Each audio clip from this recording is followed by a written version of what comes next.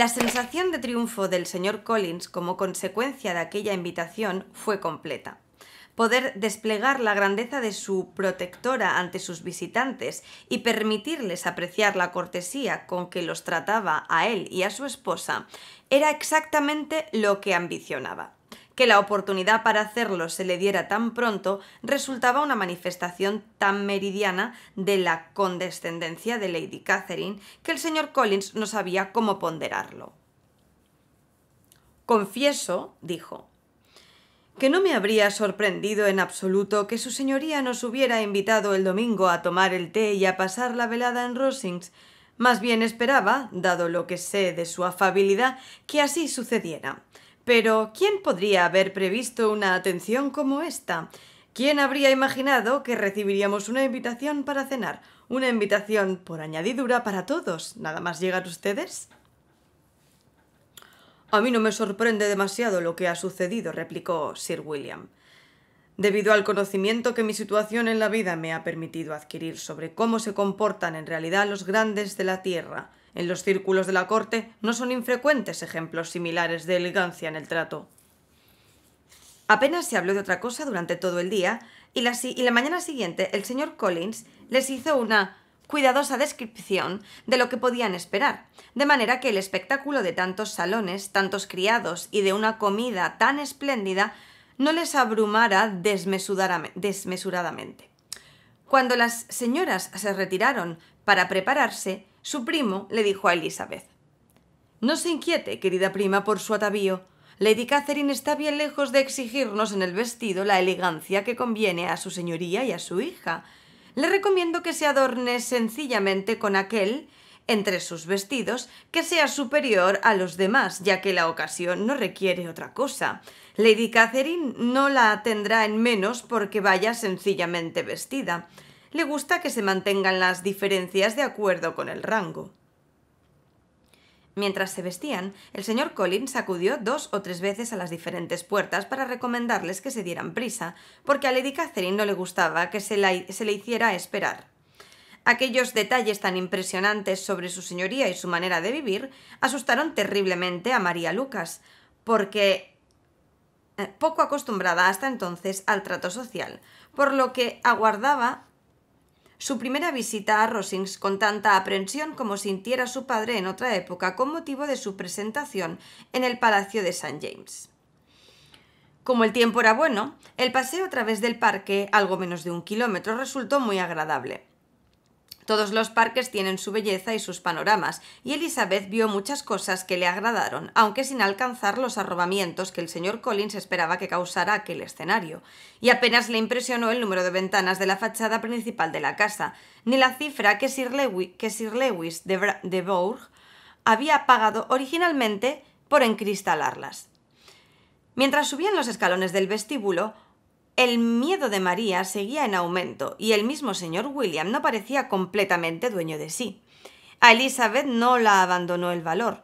No había oído nada acerca de Lady Catherine que permitiera atribuirle talentos extraordinarios ni virtudes milagrosas, y en cuanto a la simple dignidad del dinero y el rango social, se creía capaz de estar en su presencia sin turbarse. Desde el vestíbulo principal, del que el señor Collins señaló con ademán extasiado las excelentes proporciones y el acabado, los criados le condujeron, atravesando una antecámara, al salón donde se hallaba Lady Catherine, su hija y la señora Jenkinson.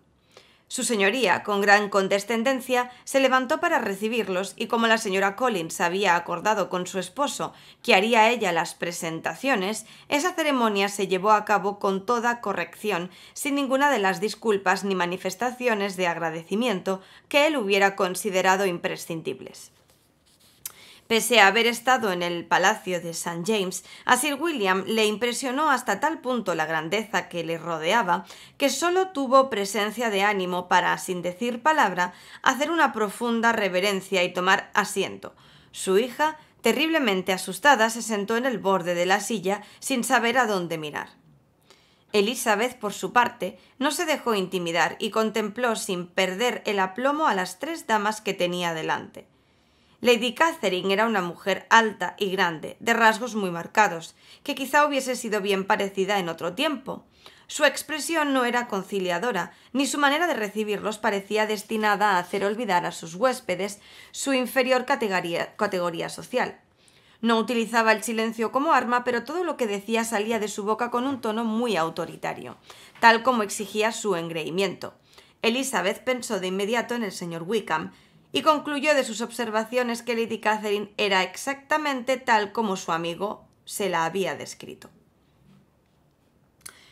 Cuando, después de examinar a la madre, en cuya expresión y porte pronto creyó descubrir cierto parecido con el señor Darcy, volvió los ojos hacia la hija, casi podría haber unido su asombro al de María al encontrarla tan delgada y pequeña. No existía el menor parecido entre las dos aristócratas, ni por la figura ni por el rostro. La señorita de Bourgh era enfermiza y pálida. Sus rasgos, sin llegar a la fealdad, no pasaban de insignificantes, y cuando hablaba, cosa que hacía muy pocas veces, era siempre en voz baja y solo para comunicarse con la señora Jenkinson, cuyo aspecto nada tenía de notable y que se hallaba plenamente consagrada a escuchar lo que decía la señora de Bourgh, a colocarle delante de los ojos en la dirección conveniente una pantalla para que le evitara el resplandor del fuego. Después de permanecer sentados unos minutos, se les envió a una de las ventanas para admirar la vista, ocupándose el señor Collins de describir todas sus maravillas mientras Lady Catherine les informaba amablemente de que el panorama era mucho más espectacular en verano. La cena fue magnífica y contó con todos los criados y el servicio de plata que el señor Collins había prometido. Y como también había pronosticado, el joven clérigo se sentó en un extremo de la mesa por deseo de su señoría y dio la impresión de estar convencido de que la vida no podía depararle mayor honor. Trinchó, comió y elogió con jubilosa alacridad, y todos los platos fueron ensalzados primero por él y a continuación por Sir William, que se había serenado lo suficiente para hacerse hasta tal punto eco de todo lo que decía su yerno, que Elizabeth se preguntó cómo Lady Catherine podía soportarlo. Pero a su señoría pareció complacerle aquel exceso de admiración, y sonreía muy afablemente, sobre todo cuando alguno de los platos servidos resultaba una novedad para sus huéspedes. No abundó la conversación durante la cena. Elizabeth tenía intención de hablar siempre que se presentara una oportunidad, pero la habían sentado entre Charlotte y la señorita de Bourgh, y la primera estaba ocupada escuchando a Lady Catherine y la segunda no dijo una palabra durante toda la cena. La señora Jenkinson se dedicaba sobre todo a observar lo poco que comía la señorita de Bourgh, insistiéndole para que probara uno u otro plato y temiendo que se encontrara indispuesta. María pensaba que había estado totalmente por encima de sus posibilidades y los caballeros no hacían otra cosa que comer y admirar. Cuando las señoras se retiraron al salón, apenas se pudo hacer otra cosa que escuchar a Lady Catherine, que habló sin interrupción hasta que se sirvió el café, manifestando su opinión sobre cualquier tema de manera tan concluyente que no dejaba lugar a duda sobre lo poco acostumbrada que estaba a que se contradijeran sus dictámenes. Se interesó con familiaridad y de manera minuciosa por las preocupaciones domésticas de Charlotte, dándole muchísimos consejos para solucionarlas. Le explicó cómo debía regularse todo en una familia tan reducida como la suya, instruyéndola sobre el cuidado de las vacas y las aves de corral. Elizabeth descubrió que nada era demasiado pequeño para el interés de aquella gran señora si con ello tenía oportunidad de ejercer su autoridad.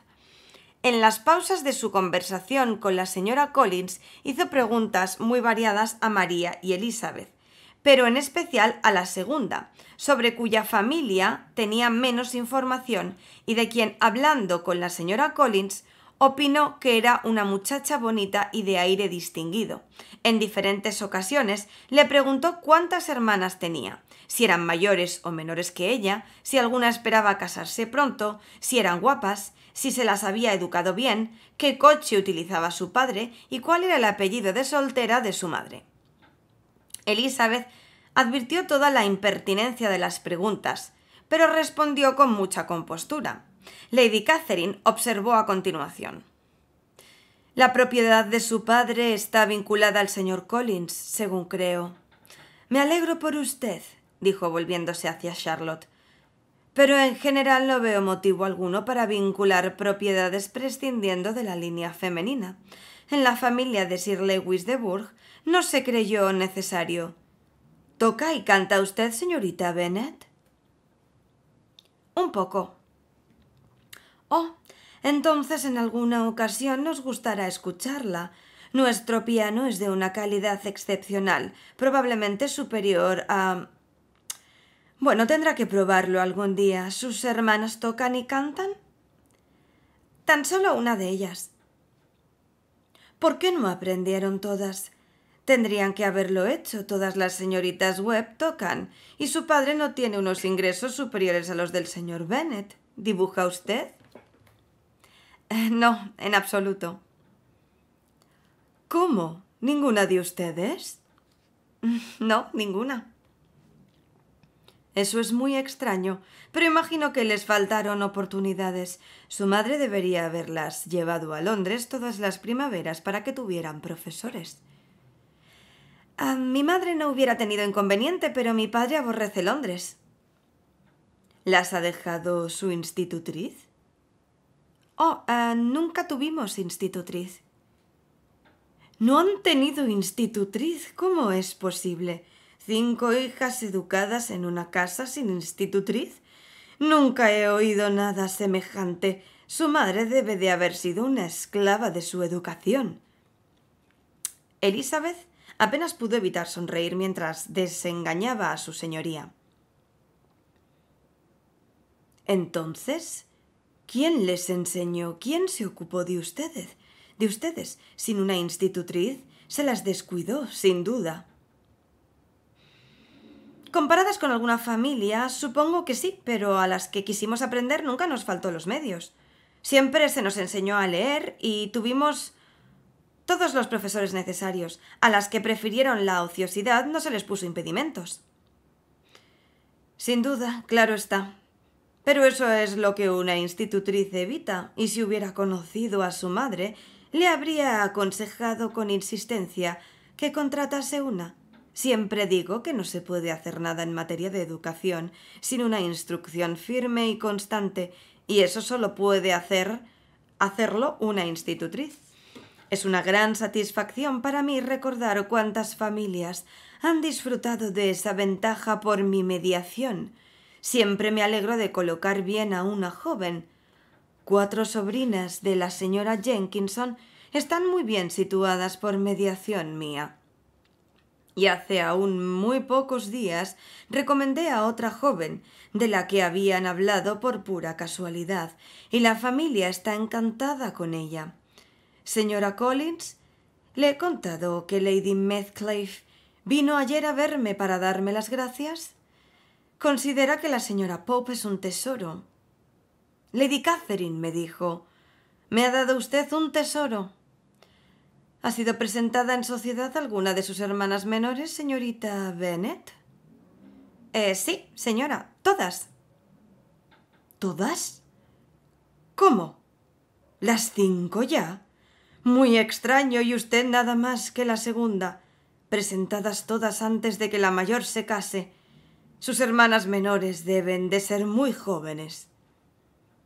Sí, la menor no ha cumplido aún los 16. Quizá ella sea demasiado joven para hacer mucha vida de sociedad, pero, a decir verdad, señora, me parecería muy duro privar a las hermanas más jóvenes de su parte de vida social y diversiones, porque a la mayor le falten quizá los medios o la inclinación para casarse pronto. La última en nacer tiene los mismos derechos a los placeres de la juventud que la primera, y verse relegadas por un motivo así... No me parece nada probable que con eso se promueva el afecto fraterno o la delicadeza de espíritu. A fe mía, dijo Lady Catherine, que está usted muy segura de sus opiniones para ser una persona tan joven. Por favor, ¿cuántos años tiene? Con 3 hermanas menores ya crecidas, replicó Elizabeth sonriendo. Su señoría difícilmente puede esperar que confiese mi edad. A Lady Catherine pareció asombrarle sobremanera que no se le diera una respuesta directa, y Elizabeth sospechó que su humilde persona era la primera criatura que se atrevía a tomarse a broma tanta solemne impertinencia. «No puede usted tener más de 20, estoy segura, de manera que no necesita ocultarnos su edad». «No he cumplido aún 21». Cuando los caballeros se reunieron con ellas y se retiró el servicio de té, los criados colocaron las mesas de juego. Lady Catherine, Sir Williams y el señor y la señora Collins jugaron al cuatrillo. Y como la señorita de Bourgh prefirió el casino, las dos muchachas tuvieron el honor de completar la mesa junto a la señora Jenkinson. La partida fue superlativamente sosa. Apenas se pronunció una sílaba que no estuviese relacionada con el juego, excepto cuando la señora Jenkinson expresaba su temor a que la señorita de Bourgh tuviera demasiado calor o demasiado frío o mucha o poca luz. En la otra mesa pasaron muchas cosas. Lady Catherine era quien estaba de ordinario en el uso de la palabra para señalar los errores de los otros 3 jugadores o para contar alguna anécdota suya. El señor Collins se preocupaba de asentir a todo lo que decía su señoría, agradeciéndole cada ficha que ganaba y disculpándose si le parecía que ganaba demasiadas. Sir William no decía gran cosa, almacenaba en su memoria anécdotas y nombres ilustres.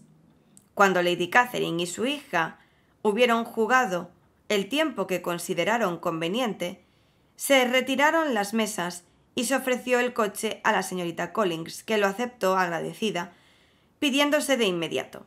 El grupo se reunió a continuación en torno al fuego para escuchar de los labios de Lady Catherine qué tiempo haría al día siguiente. Tan instructiva comunicación se interrumpió al anunciárseles la llegada del coche, y con muchas manifestaciones de agradecimiento por parte del señor Collins y otras tantas reverencias de Sir William, se marcharon. Tan pronto como dejaron atrás la casa, el joven clérigo requirió la opinión de su prima sobre todo lo que había visto en Rosings. Elizabeth, por consideración hacia Charlotte, se mostró más complacida de lo que realmente estaba, pero sus alabanzas, aunque a ella le costaran cierto esfuerzo, resultaron claramente insuficientes para el señor Collins, quien muy pronto tomó sobre sus hombros la tarea de elogiar a su señoría.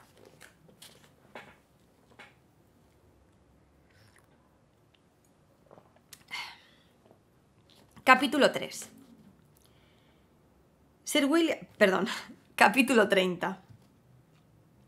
Sir William solo pasó una semana en Hunsford, pero su visita duró lo suficiente para convencerlo de que su hija estaba muy cómodamente instalada y de que disponía de un marido y de una vecina muy por encima de lo habitual.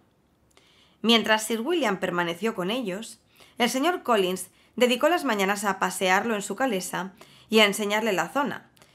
Pero una vez que se hubo marchado, toda la familia reanudó sus ocupaciones habituales, y Elizabeth se alegró de que, a pesar de ello, siguieran sin ver con mucha frecuencia a su primo, porque, entre el desayuno y la comida, el joven clérigo pasaba la mayor parte del tiempo trabajando en el jardín, leyendo y escribiendo, o mirando hacia el exterior por la ventana de su estudio que daba a la carretera. La habitación reservada a las señoras se hallaba en la parte de atrás. En un primer momento, Elizabeth se preguntó por qué Charlotte no prefería para el uso cotidiano el comedor, habitación más espaciosa y de aspecto más agradable, pero pronto descubrió que tenía una excelente razón para hacer lo que hacía, porque el señor Collins habría pasado mucho menos tiempo en su estudio si ellas se hubieran instalado en otra habitación igualmente acogedora, y tuvo que reconocer la previsora sagacidad de su amiga. Desde la sala de estar no veían el camino y dependían del señor Collins para saber qué vehículos lo transitaban y, de manera especial, con cuánta frecuencia la señora de Bourgh pasaba por allí con su faetón, circunstancia de la que nunca dejaba de informarles, aunque se repetía casi diariamente. La hija de Lady Catherine se detenía con frecuencia para conversar unos minutos con Charlotte, pero casi nunca accedía a entrar en la casa.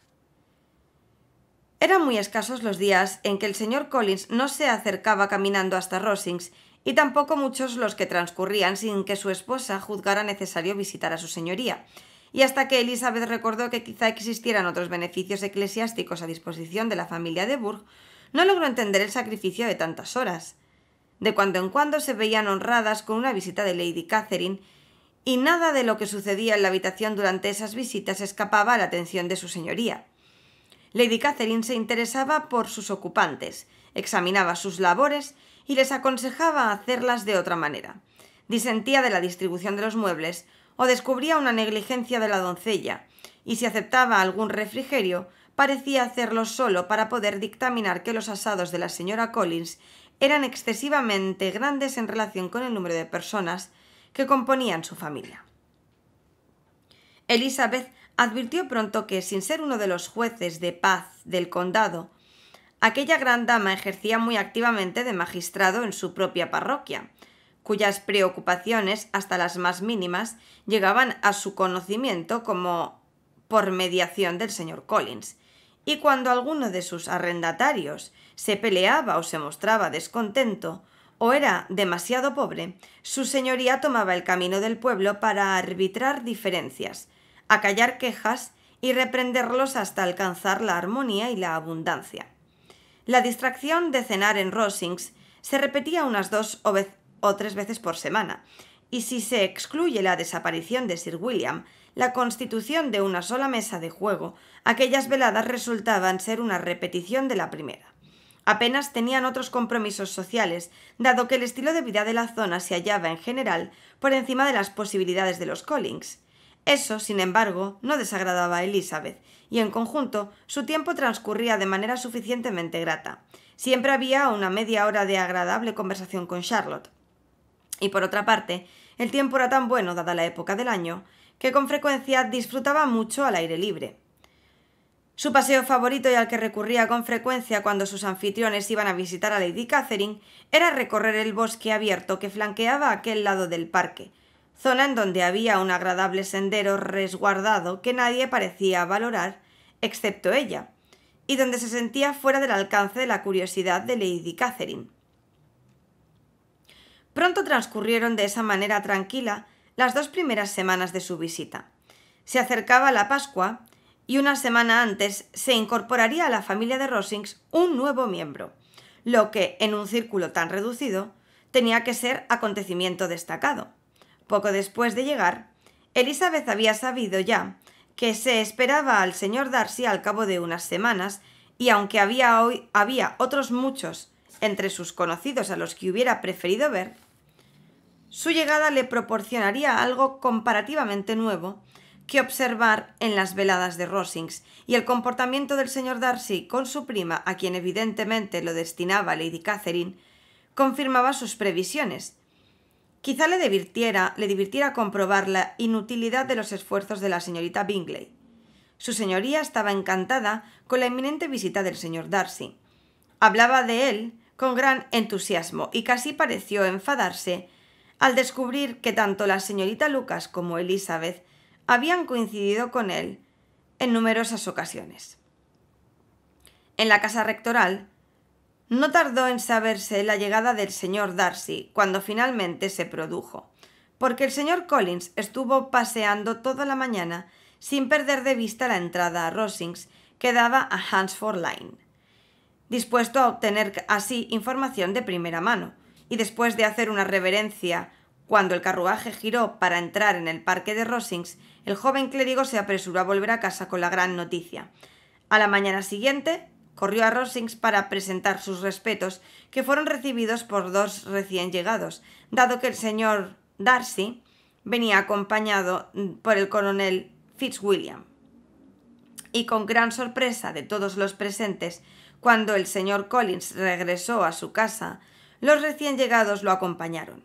Charlotte, desde el estudio de su marido, los vio cruzar la carretera, por lo que corrió hasta el otro cuarto para anunciar a las 2 jóvenes el honor que se les avecinaba, añadiendo a continuación: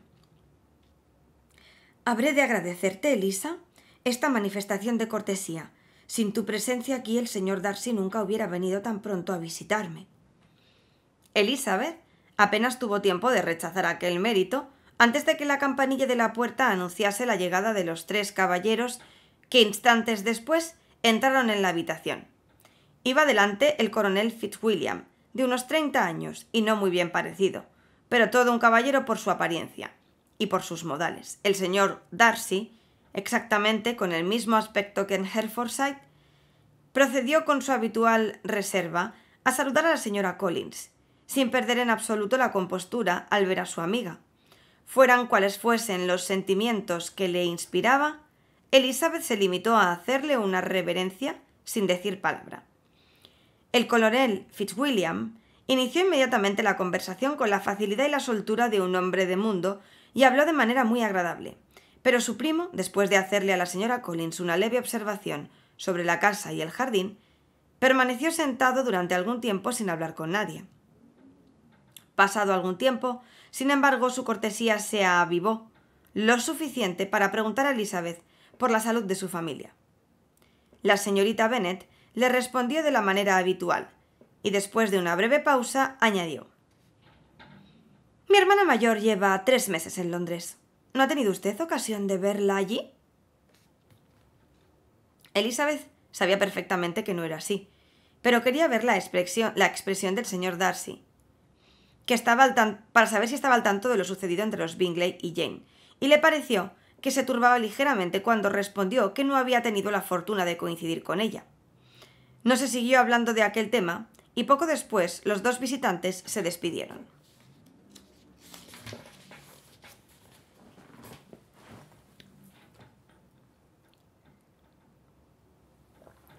Capítulo 31. En la casa rectoral se apreciaron mucho los modales del coronel Fitzwilliam, y todas las damas coincidieron en que su presencia haría considerablemente más atractivas las veladas en Rosings. Pasaron, sin embargo, varios días antes de que recibieran la primera invitación, puesto que a la familia Collins se la necesitaba menos cuando había huéspedes en la casa. Y tuvieron que esperar al día de Pascua, casi una semana después de la llegada de los dos caballeros, para que se les hiciera aquel honor, y únicamente para pedirles, al salir de la iglesia, que se presentaran en Rosings después de comer. Durante la última semana apenas habían visto ni a Lady Catherine ni a su hija. El coronel Fitzwilliam había visitado la casa rectoral más de una vez, pero al señor Darcy solo lo habían visto en la iglesia. La invitación se aceptó, por supuesto, y a la hora adecuada se reunieron con Lady Catherine y sus invitados en el salón de Rosings. Su señoría los recibió cortésmente, pero quedó claro que su compañía no era ni mucho menos tan apreciada como cuando no se disponía de nadie. De hecho, Lady Catherine parecía prestar atención únicamente a sus sobrinos y hablaba con ellos, especialmente con Darcy, más que con ningún otro de los presentes. El coronel Fitzwilliam pareció alegrarse de verdad al verlos. En Rosings cualquier cosa era para él un alivio bienvenido.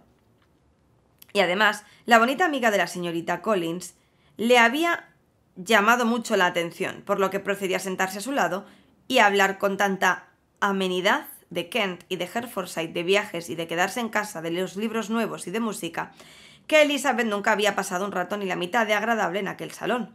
Su conversación, toda viveza y naturalidad, atrajo la atención de la misma Lady Catherine, además de la del señor Darcy. Los ojos del amigo del señor Bingley se habían vuelto hacia ellos casi desde el primer momento. Y después, otras muchas veces, con una mirada de curiosidad, y al cabo de algún tiempo quedó confirmado que su señoría compartía también aquel sentimiento cuando no tuvo inconveniente en preguntar, alzando la voz: «¿Qué es lo que dices, Fitzwilliam? ¿De qué hablas? ¿Qué le estás diciendo a la señorita Bennet? Quiero oírlo».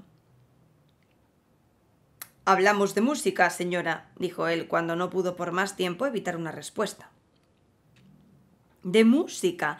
En ese caso, haz el favor de hablar en voz alta. De todos los temas de conversación es el que más me gusta.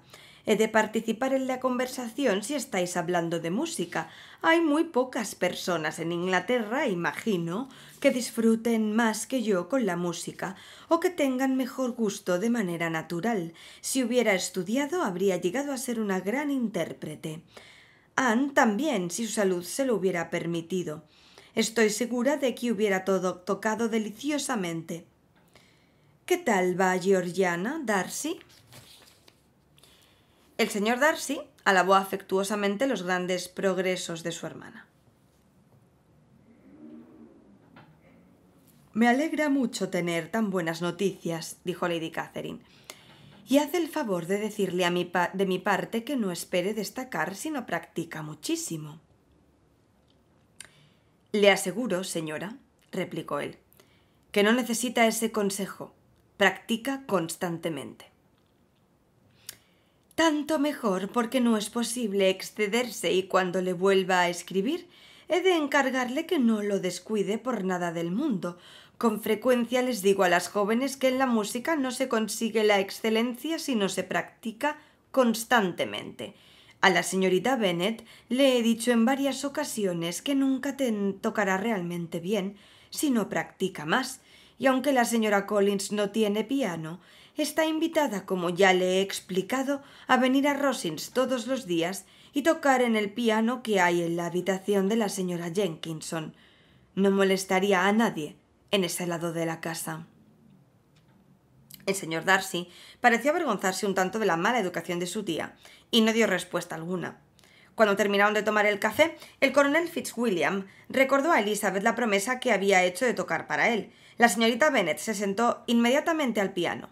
El coronel acercó su silla. Lady Catherine escuchó media canción y luego siguió, como antes, hablando con su otro sobrino, hasta que este último se alejó de ella y, moviéndose hacia el piano con el cuidado y la lentitud que le eran habituales, se colocó de manera que le permitiera ver de frente el bello semblante de la intérprete.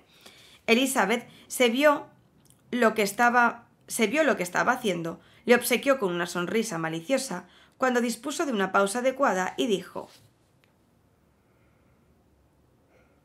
¿Se propone usted asustarme, señor Darcy, viniendo con tanta ceremonia a oírme? Pero no me dejaré acobardar aunque su hermana toque tan bien. Hay en mí una testarudez que no soporta dejarse dominar por la voluntad de otros. Mi valor aumenta ante cualquier intento de intimidación.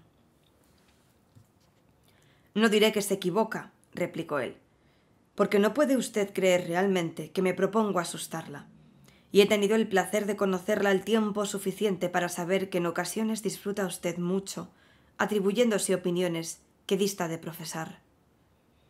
Elizabeth rió de buena gana ante aquella descripción suya y dijo al coronel Fitzwilliam: Su primo le da de mí una idea muy interesante, enseñándole a no creer una sola palabra de lo que digo. He tenido mala suerte al tropezarme con una persona capaz de revelar mi verdadera manera de ser en una parte del mundo en la que abrigaba la esperanza de hacerme pasar por mejor de lo que soy. A decir verdad, señor Darcy, es muy poco generoso por su parte mencionar todo lo que aprendió para mi desacrédito en Hertfordshire. Y permítame decirlo, muy imprudente además, porque me incita a desquitarme y podría sacar a relucir cosas que quizá escandalizaran a sus parientes si las oyeran. No me asusta usted, dijo él sonriendo. Por favor, permítame saber de qué le acusa, exclamó el coronel Fitzwilliam. Me encantaría enterarme de cómo se comporta entre extraños. Lo oirá entonces, pero prepárase para algo terrible. Mi primer encuentro con su primo, debe usted saberlo, fue en un baile. Sí. Y en ese baile, ¿qué cree usted que hizo? No bailó más que 4 veces. Siento apenarle, pero así fue. Solo bailó 4 piezas, aunque escaseaban los caballeros. Y puedo decirlo con conocimiento de causa, más de una joven se quedó sentada por falta de pareja. ¿No puede usted negarlo, señor Darcy?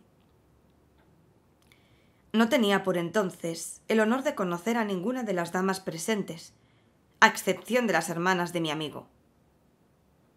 ¿Cierto? ¿Y no es posible presentar a nadie en un salón de baile? Bien, coronel Fitzwilliam, ¿qué he de tocar a continuación? Mis dedos esperan sus órdenes. Quizás, dijo Darcy, habría juzgado con más acierto si hubiera solicitado una presentación, pero no me resulta fácil tratar con extraños. ¿Será inoportuno que preguntemos a su primo la razón de esa dificultad?, dijo Elizabeth dirigiéndose siempre al coronel Fitzwilliam. Será inoportuno preguntarle por qué un hombre inteligente y educado y que ha vivido en el mundo encuentra difícil tratar con extraños. Yo mismo responderé a su pregunta, dijo Fitzwilliam, sin necesidad de recurrir a él. La razón es que no se toma la molestia. Es verdad que no tengo la capacidad que poseen algunas personas, dijo Darcy, de conversar con soltura con aquellos a quienes no conocen.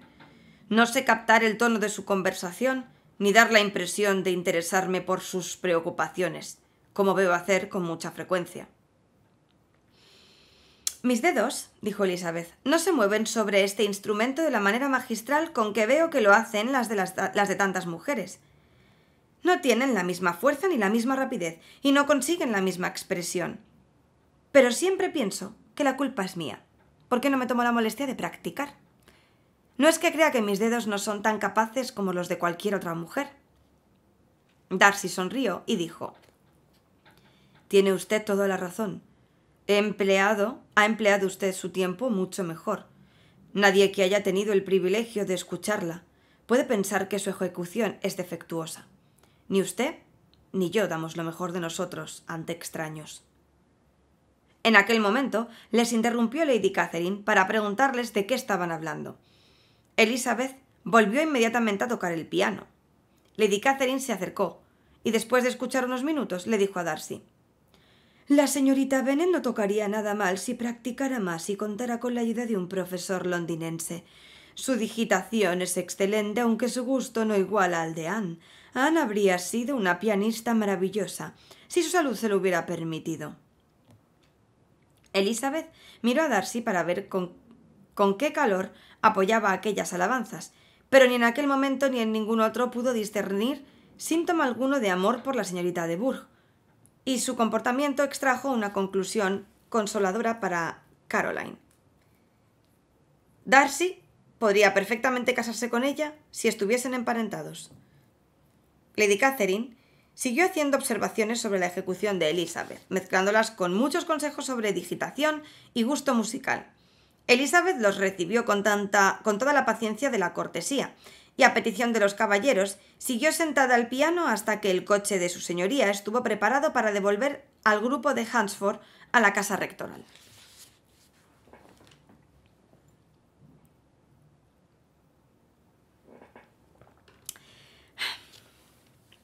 Capítulo 32.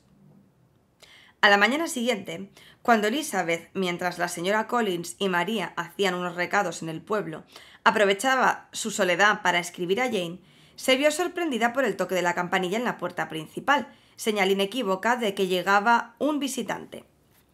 Como no había oído el ruido de un vehículo, le pareció probable que se tratara de Lady Catherine, y ante aquel temor estaba guardando la carta escrita a medias para evitar cualquier pregunta impertinente, cuando se abrió la puerta y, para gran sorpresa suya, entró en la habitación el señor Darcy. También él pareció sorprendido, y se disculpó por la intrusión, explicándole que esperaba encontrar también allí a las otras dos damas. A continuación, procedieron a sentarse, y una vez formuladas y respondidas las preguntas de rigor sobre Rosings, pareció por un momento que corrían el peligro de hundirse en el más total de los silencios. Era absolutamente necesario, por tanto, pensar en algo, y en aquella situación, al recordar cuándo le había visto por última vez en Hertfordshire, y sintiendo curiosidad por saber qué podría decir sobre su repentino abandono de Netherfield, Elizabeth hizo la siguiente observación. «¿De qué manera tan precipitada se marcharon ustedes en noviembre pasado, señor Darcy? Tuvo que ser una sorpresa muy agradable para el señor Bingley verlos aparecer tan pronto porque, si no recuerdo mal, solo tardaron un día en seguirlo. Espero que él y sus hermanas estuvieran bien cuando salió usted de Londres». «Se encontraban perfectamente, muchas gracias». Elizabeth comprendió que su interlocutor no estaba dispuesto a darle más detalles, por lo que, después de una breve pausa, añadió: «Creo haber entendido que el señor Bingley no tiene intención de regresar a Netherfield». «No se lo he oído decir, pero es probable que no pase allí mucho tiempo en el futuro. Tiene muchos amigos y está en una época de la vida en que amistades y compromisos aumentan de continuo». Si apenas se propone visitar Netherfield, sería mejor que renunciase a la casa, porque entonces quizás encontrara a otra familia dispuesta a instalarse allí de manera permanente. Aunque es probable que el señor Bingley alquilara la casa pensando más en su conveniencia que en la de la región, y hemos de suponer que la conservará o la dejará, rigiéndose por el mismo principio. No me sorprendería, dijo Darcy, que renunciase a ella si se le presenta una oferta conveniente. Elizabeth no respondió. No se atrevía a seguir hablando del amigo del señor Darcy, y no teniendo nada más que decir, decidió dejar en su interlocutor la tarea de encontrar un nuevo tema de conversación. El señor Darcy se dio por aludido y muy pronto comenzó con: «Esta casa parece muy cómoda. Según creo, Lady Catherine la mejoró mucho cuando el señor Collins vino por primera vez a Hunsford». Sí, creo que así fue, y desde luego no habría podido mostrar su bondad con otra persona más agradecida. El señor Collins parece haber sido muy afortunado al elegir esposa.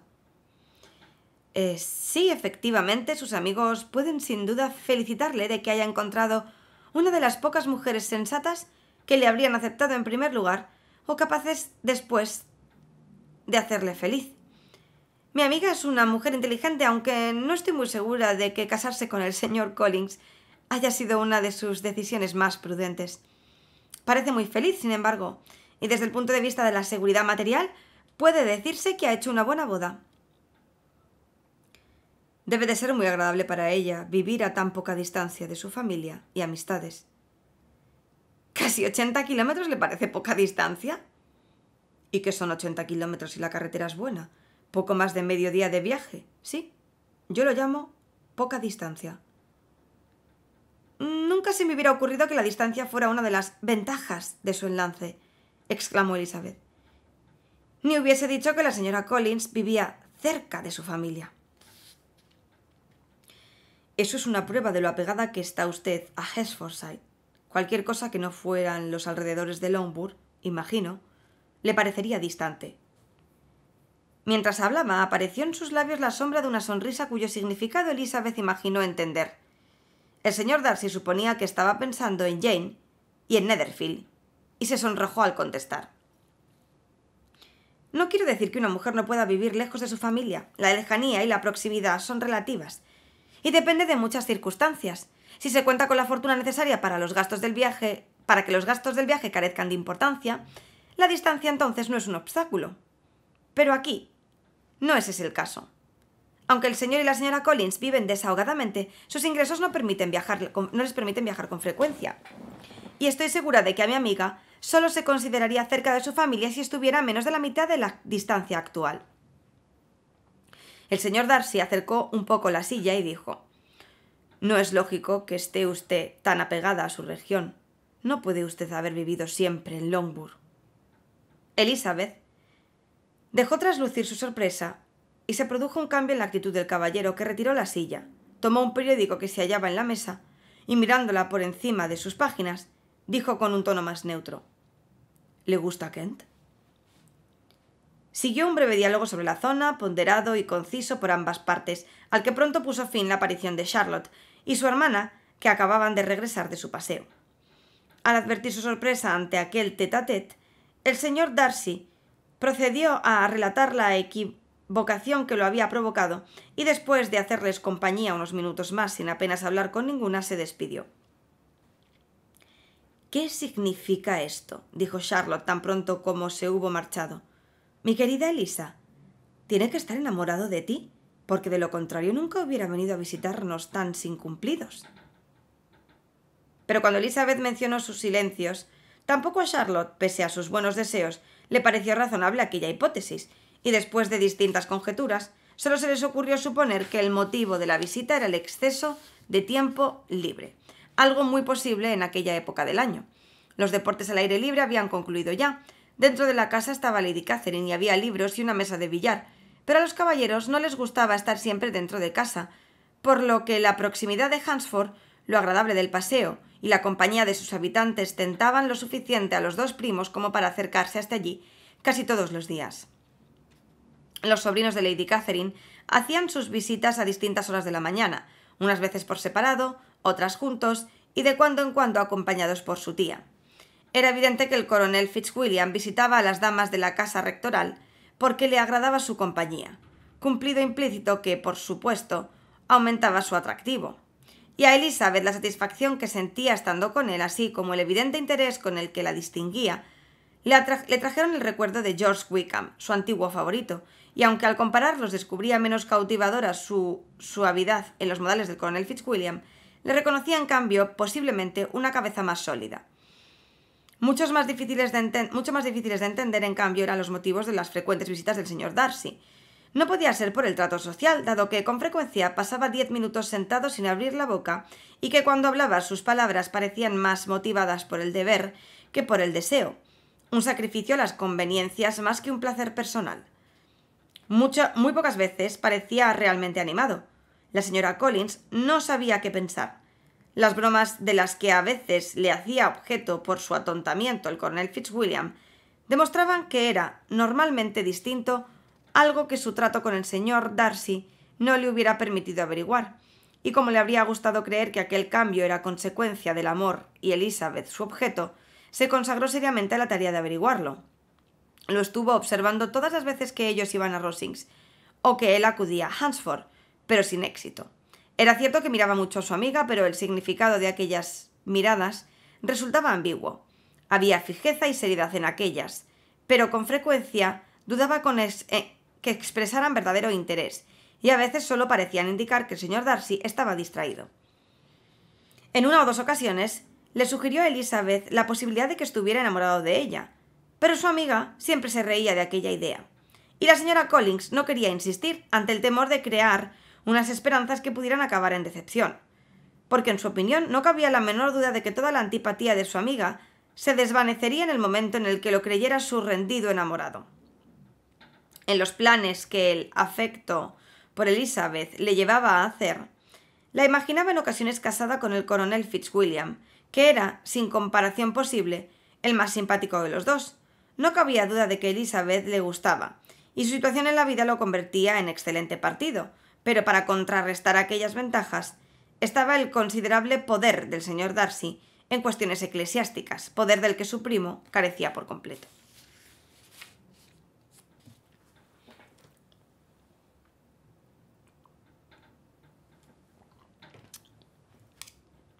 Capítulo 33. Más de una vez, durante sus vagabundeos por el parque, Elizabeth se encontró inesperadamente con el señor Darcy, y lamentó vivamente la mala suerte que empujaba a aquel caballero por donde nadie más se aventuraba, y para evitar futuros encuentros no deseados se molestó en informarle la primera vez de que era uno de sus lugares predilectos. Le pareció, por tanto, muy extraño que el encuentro se repitiera.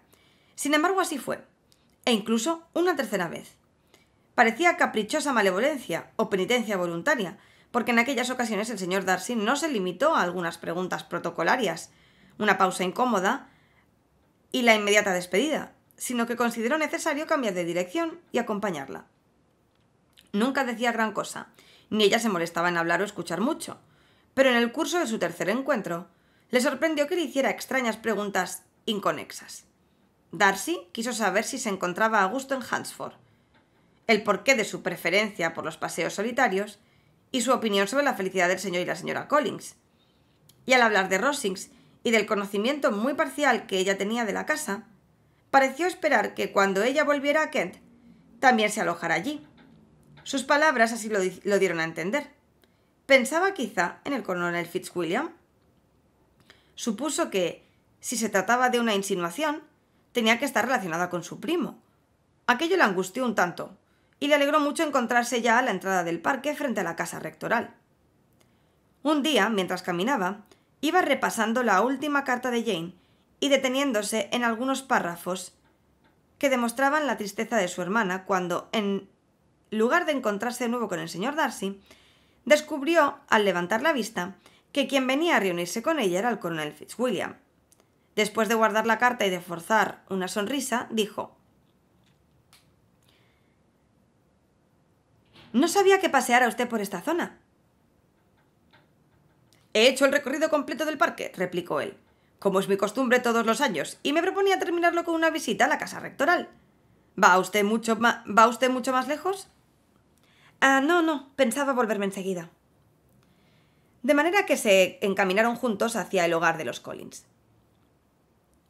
¿Nos abandona usted el sábado?, preguntó Elizabeth. Sí, a no ser que Darcy retrase la marcha una vez más, pero yo estoy a su disposición y él arregla las cosas como mejor le parece. ¿Y si no le satisface lo que él dispone, encuentra al menos placer en poder elegir? No conozco a nadie que parezca disfrutar tanto como hacer lo que él quiere. Le gusta mucho salirse con la suya, desde luego, replicó el coronel Fitzwilliam.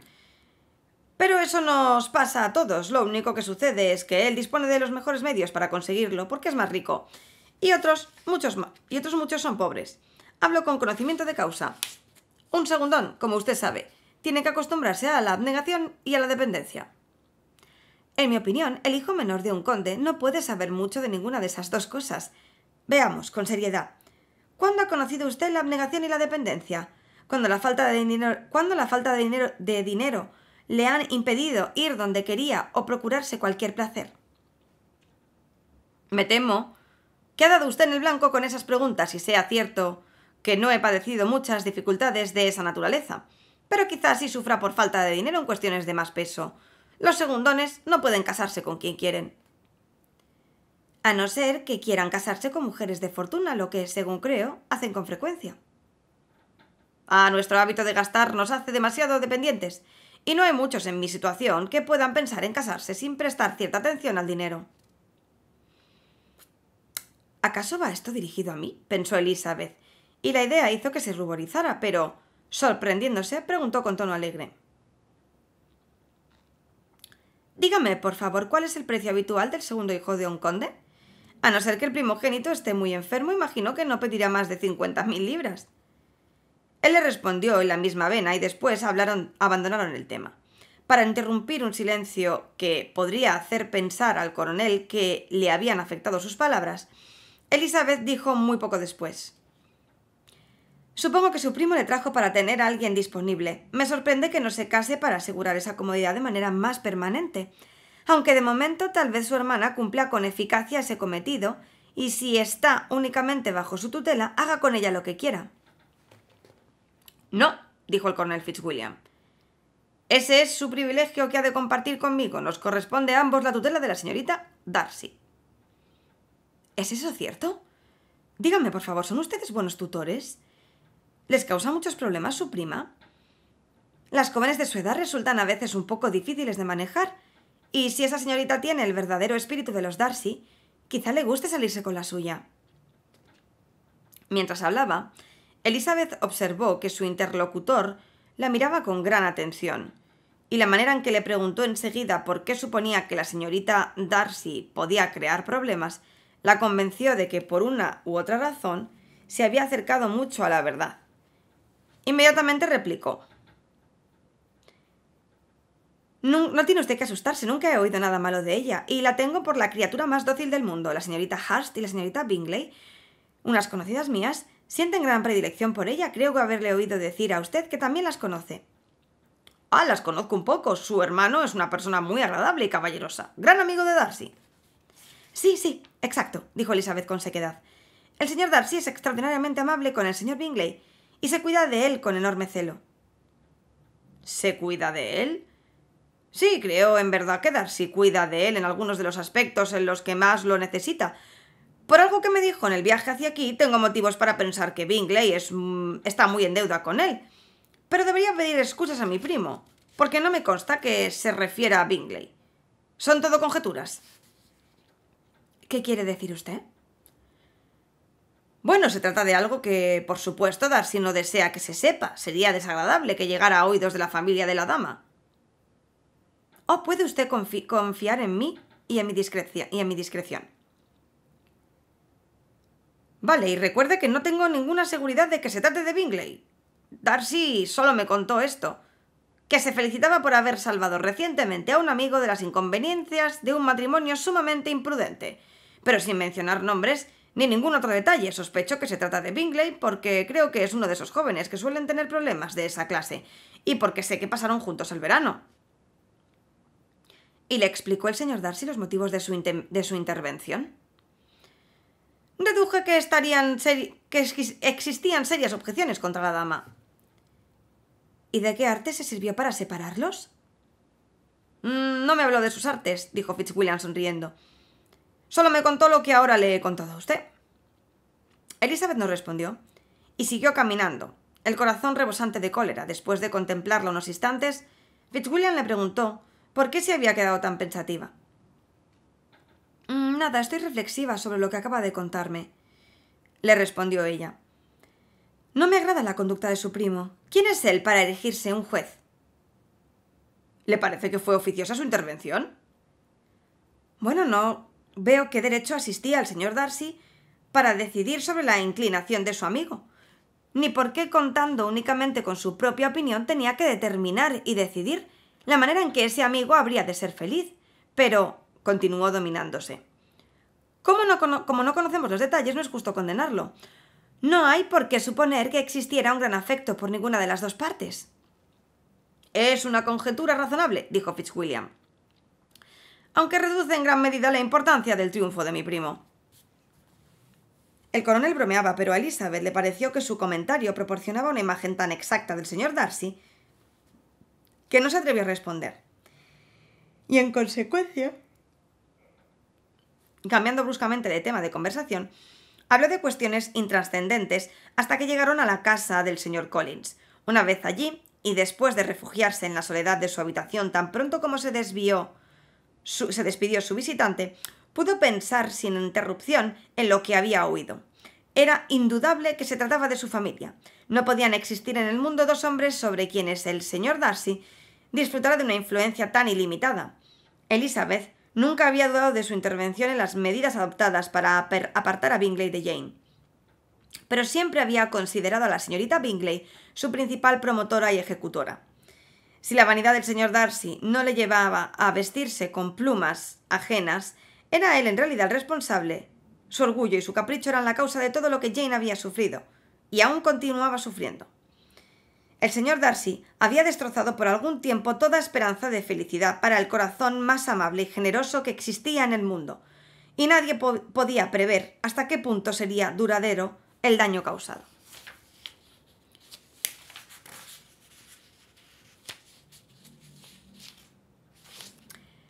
Existían serias objeciones contra la dama, habían sido las palabras del coronel Fitzwilliam, y esas serias objeciones eran probablemente la existencia de un tío que era un simple procurador rural y de otro que se dedicaba a los negocios en Londres. Nadie puede poner objeciones a Jane. Nadie puede poner objeciones a Jane, se dijo, parangón de belleza y de bondad. Mi hermana es una mujer inteligente, educada y de modales encantadores. Tampoco puede esgrimirse nada contra mi padre, quien, pese a sus peculiaridades, posee talentos que ni el mismo señor Darcy puede permitirse desdeñar, y una respetabilidad que él probablemente nunca alcanzará. Al pensar en su madre, sin embargo, su confianza vaciló un tanto, pero no estaba dispuesta a conceder que hubiera pesado en la actitud del señor Darcy alguna objeción en aquel punto, porque estaba convencida de que su orgullo se hubiera sentido mucho más herido por la insignificancia de los futuros parientes de su amigo que por su falta de discernimiento. Y finalmente llegó a la conclusión definitiva de que el señor Darcy se había guiado en parte por el orgullo más incalificable y en parte también por el deseo de reservar a Bingley para su hermana. La agitación y las lágrimas provocadas por aquellas reflexiones desembocaron en un dolor de cabeza que empeoró al avanzar la tarde, lo que añadió a sus escasos deseos de ver al señor Darcy, la decidieron a no acompañar a sus primos a Rosings, donde estaban invitados a tomar el té. La señora Collins, viendo que se encontraba realmente mal, no insistió, y dentro de lo posible impidió que lo hiciera su marido, aunque el señor Collins no pudo ocultar su temor de que a Lady Catherine le desagradara su presencia.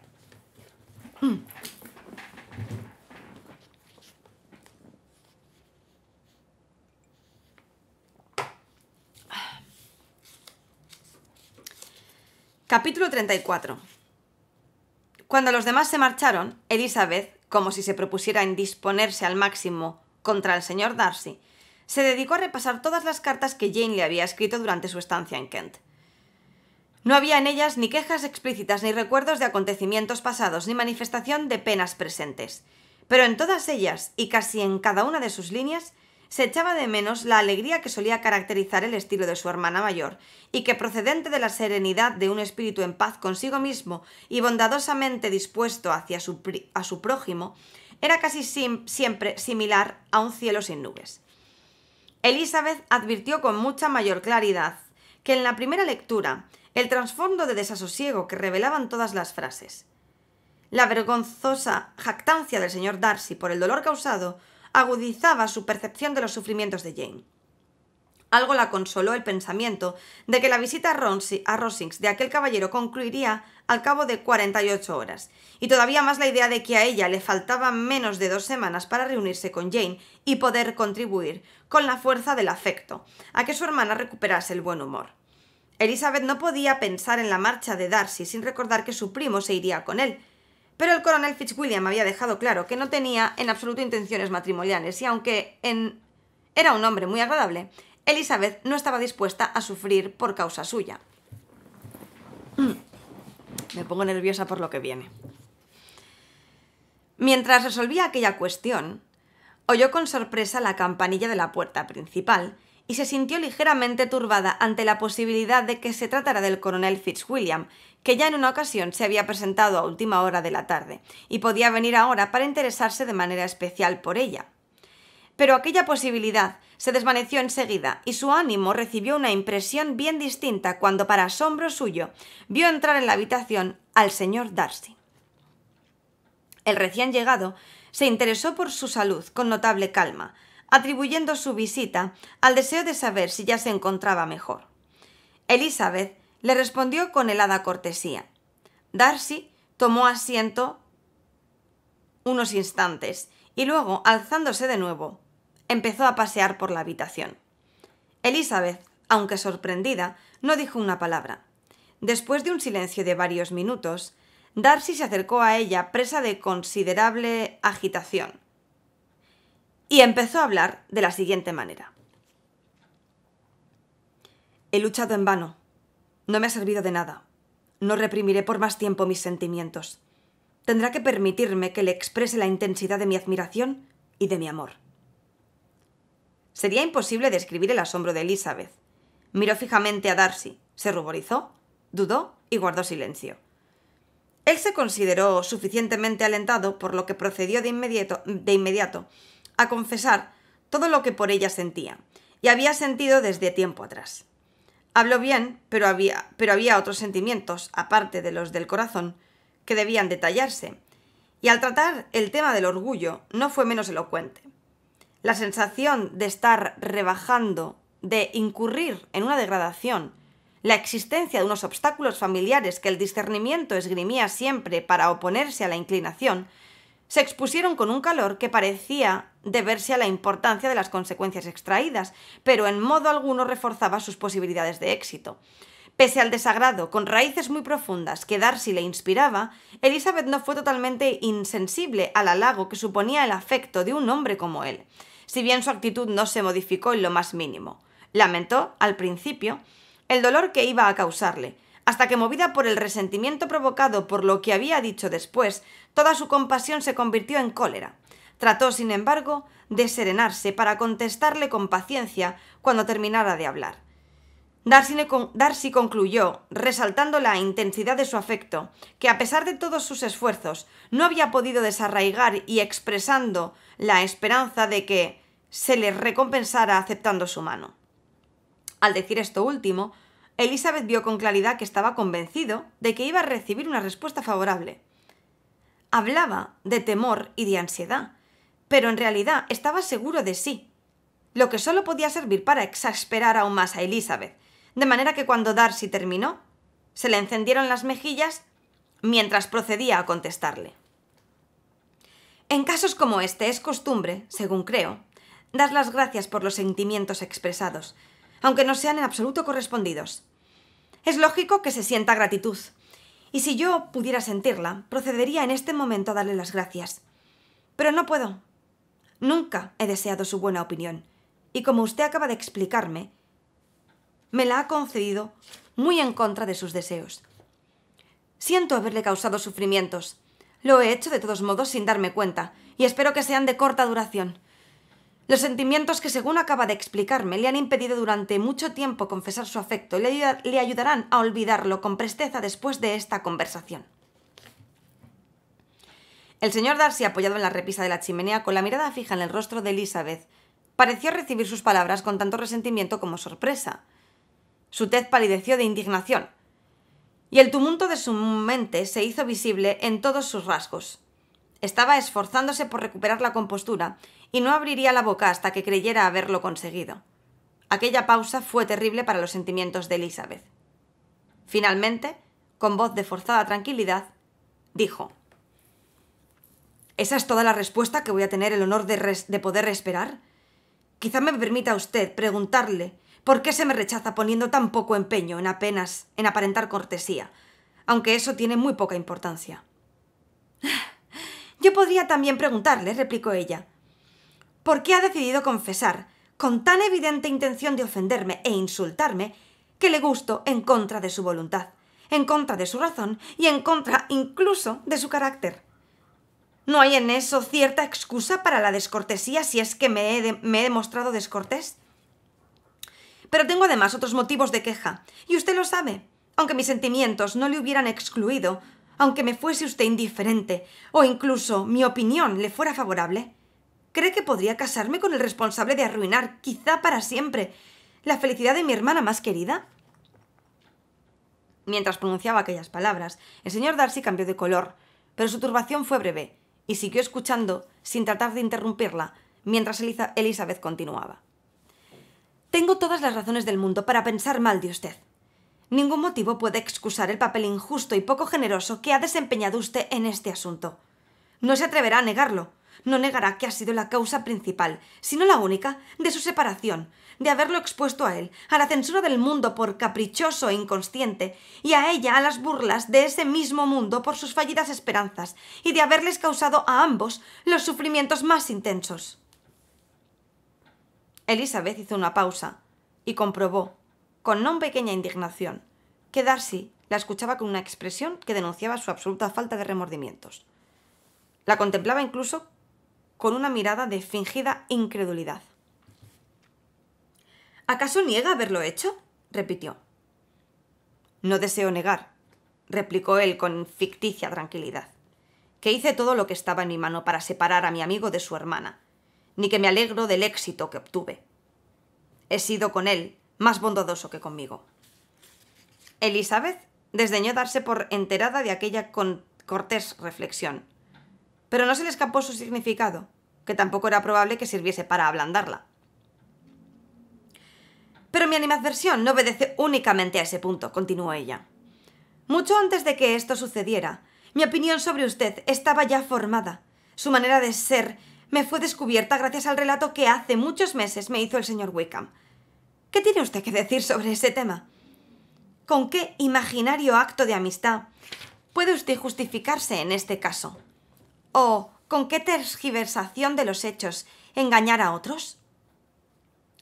Se toma usted con mucho interés los asuntos de ese caballero, dijo Darcy con un tono menos tranquilo y un color más vivo en las mejillas. ¿Quién que sepa cuáles han sido sus infortunios podría evitar interesarse por él? ¿Sus infortunios?, respondió Darcy con desdén. Sí, sus infortunios han sido grandes, desde luego. —Y causados por usted —exclamó Elizabeth con energía—. Usted lo ha reducido a su estado actual de pobreza comparativa, privándolo de las ventajas que le estaban destinadas. Usted le ha privado, en los mejores años de su vida, de la independencia a la que tenía derecho y además se merecía. Todo eso es lo que usted ha hecho, y sin embargo tiene la osadía de ridiculizarlo y de referirse a sus infortunios con desprecio. Y esta es, exclamó Darcy mientras cruzaba a grandes pasos la habitación, la opinión que tiene usted de mí.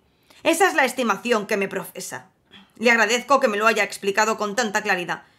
Mis faltas, de acuerdo con esos cálculos, son verdaderamente graves, pero quizá, añadió deteniéndose y volviéndose hacia ella, esas ofensas podrían haberse pasado por alto si su orgullo no se hubiera sentido herido por mi sincero reconocimiento de los escrúpulos que me impidieron durante largo tiempo confesar mis sentimientos.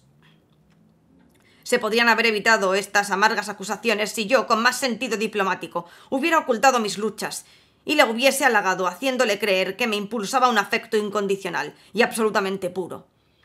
Que me impulsaban la razón, la reflexión, todo en suma.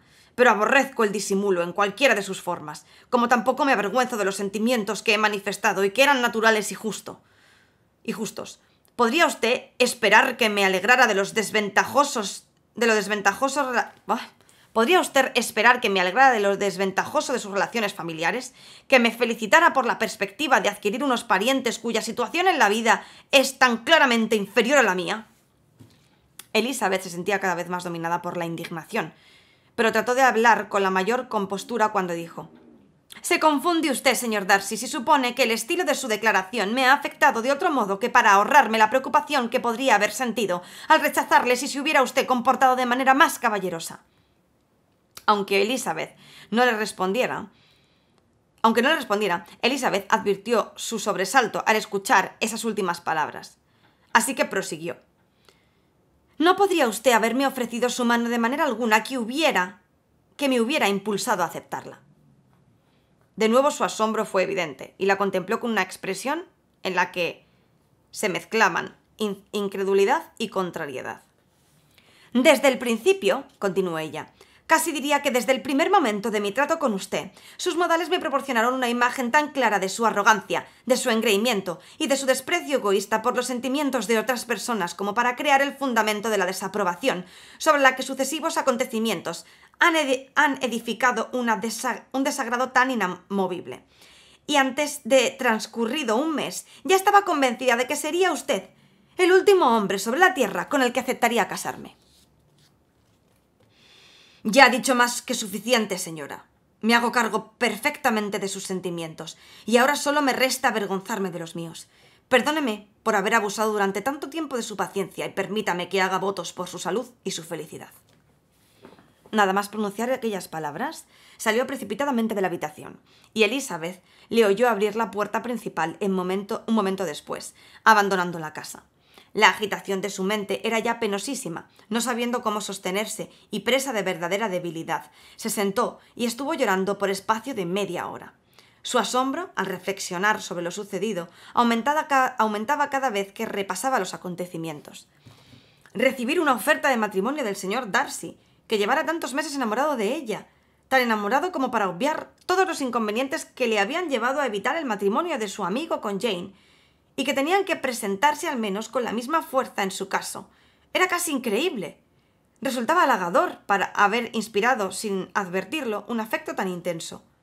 Pero su orgullo, su abominable orgullo, su insolente confesión de su responsabilidad en la deserción de Bingley, su imperdonable desfachatez al reconocerlo, aunque sin poder justificarlo, y la manera despiadada de mencionar al señor Wickham, sin tratar de negar la crueldad con la que lo había tratado, pronto vencieron la compasión que la idea de su afecto había despertado por un momento. Sus turbadoras reflexiones continuaron hasta que el ruido del coche de Lady Catherine le hizo comprender que no estaba en condiciones de enfrentarse con las miradas de Charlotte, por lo que corrió a refugiarse en su habitación. Hasta aquí el capítulo 34.